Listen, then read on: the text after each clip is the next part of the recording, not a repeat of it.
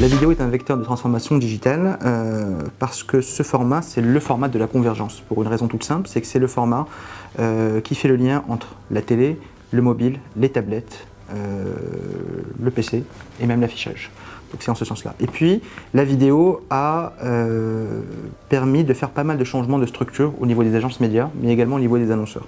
Au niveau des agences médias, on remarque aujourd'hui que de plus en plus d'agences modifient un peu leur structure. On a aujourd'hui des acheteurs télé qui achètent de la vidéo en complément de leur plan TV.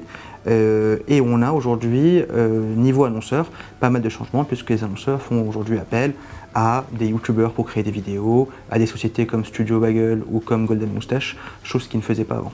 Donc effectivement, la vidéo a permis de faire pas mal de changements au niveau des deux acteurs du marché, des deux gros acteurs que sont les agences médias et les annonceurs.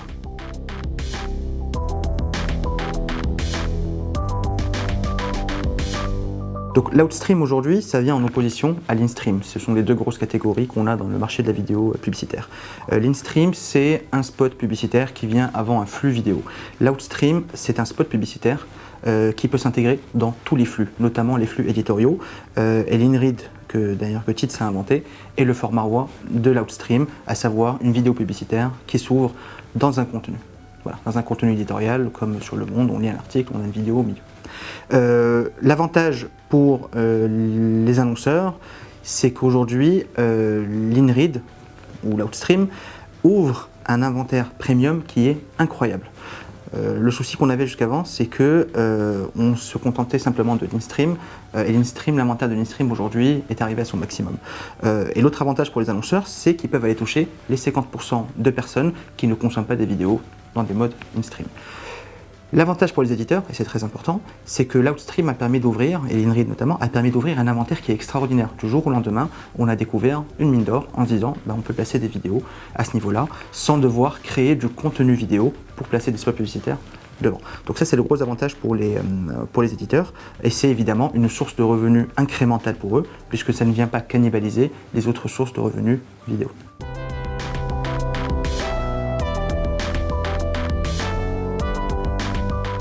Aujourd'hui, l'avantage du digital, c'est qu'on a moins de contraintes que sur les autres médias. Aujourd'hui, on voit dans le monde de la vidéo, on voit des vidéos de 6 secondes, type Vine, qu'on est capable aujourd'hui de diffuser en dehors des applications, donc en dehors de Vine. Et on voit également des vidéos très très longues, quasiment des documentaires de quelques dizaines de minutes, qui sont également diffusables sur Internet. L'avantage avec l'outstream, c'est qu'on n'a pas de limite. Pour une raison toute simple, c'est que l'utilisateur décide lui-même de regarder une vidéo ou non. Donc à partir du moment où l'utilisateur décide, on peut travailler sur des formats qui sont de durée différente.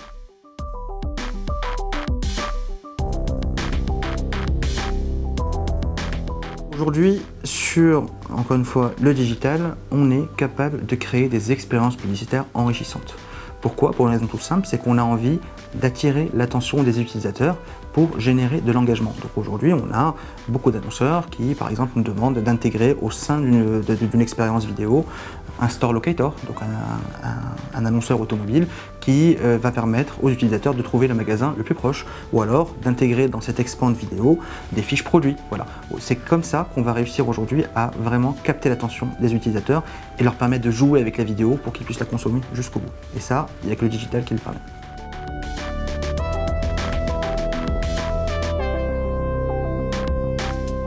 Ce qui définit le mieux l'offre Tits Elite, c'est ce qu'on dit souvent, c'est premium at scale.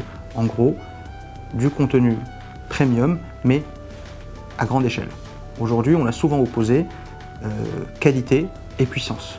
Et c'est la réponse qu'apporte l'offre Tits Elite, à savoir, on peut faire de la puissance tout en restant super premium. L'offre Tits Elite, c'est une promesse qui est faite aux annonceurs internationaux pour leur permettre de diffuser leur contenu publicitaire en format InRead sur les 10-15 plus grands médias dans plus de 42 pays dans le monde. Quand je dis plus grands médias, on parle de Financial Times, on parle de New York Times, on parle du Nikkei au Japon, on parle de The Guardian, The Economist, Le Monde, Le Figaro, etc. Et ça, aujourd'hui, aucun acteur sur le marché n'est capable de leur proposer une solution clé en main qui leur permette d'aller extrêmement vite sur une diffusion de vidéo.